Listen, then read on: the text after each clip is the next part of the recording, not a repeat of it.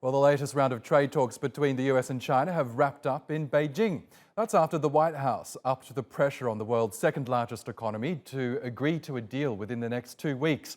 US Treasury Secretary Steven Mnuchin says the latest discussions were productive, with reports that Beijing could remove limits on foreign ownership in local banks and science requirements for foreign companies that operate in China.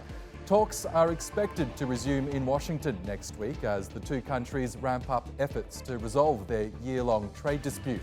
Britt Clennett has more from Beijing. We know Mnuchin, along with US Trade Representative Robert Lighthizer, held a day of talks with Chinese Vice Premier Liu He in Beijing, and that, according to Mnuchin, they were productive. But frankly, there was nothing else offered up in terms of details. We don't know, for example, how much headway they made or in what areas they managed to hammer out their differences. Cautious optimism appears to be the phrase you tend to hear again and again when describing these ongoing discussions, these efforts to resolve a rather damaging dispute over trade.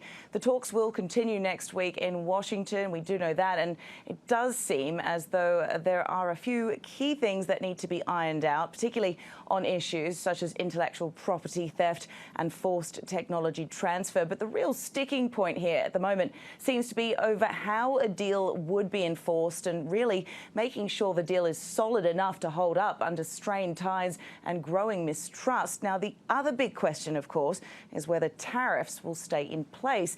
After all, more uncertainty is likely to rattle markets even further. What's interesting to point out is that while a final date for a deal, if there is one, remains unclear, the talks have certainly brought China and the US to a crossroads in their relationship. Of course, Beijing is growing its military strength in Asia, while Washington, for its part, is ramping up security of Chinese tech companies and cracking down on espionage. But that's left some warning that the two are teetering toward a new type of Cold War, perhaps. Now, US business groups recently said that business ties could no longer be the anchor in these US-China relations, but the focus now, of course, switches to Washington next week in what could be the end game for negotiations. And as far as China's concerned, though, there are still signs that the economy is struggling, and we can certainly expect that exporters will be watching closely for any deal.